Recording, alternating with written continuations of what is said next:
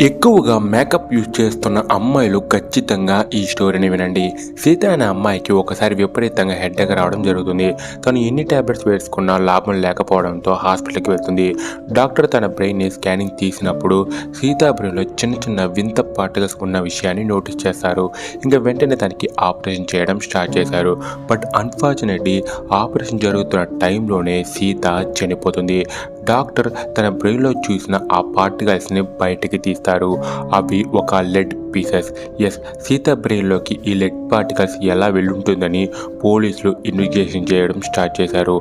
అప్పుడే తను యూజ్ చేసిన మేకప్ కిట్లోనే ఈ లెడ్ ఉందని కనిపెట్టారు. కానీ ఆ కంపెనీ కిట్లోని ఇంగ్రీడియంట్స్లో ఎలాంటి లెడ్ని మెన్షన్ చేయలేదు. అయితే ఈ మేకప్ కిట్ సీతకి ఎవరిచ్చారని పోలీసులు సెర్చింగ్ చేస్తారు. ఆ కిట్ తన బాయ్ ఫ్రెండ్ రవి ఇచ్చాడని పోలీసులు తెలుసుకుంటారు. ఆ తర్వాత పోలీసులు రవిని అరెస్ట్ చేసి సీరియస్గా ఇన్వెస్టిగేషన్ చేయడం స్టార్ట్ చేశారు.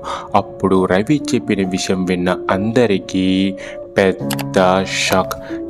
నేనే తనకి ఇచ్చిన మేకప్ కిట్లో లెడ్ని మిక్స్ చేశాను.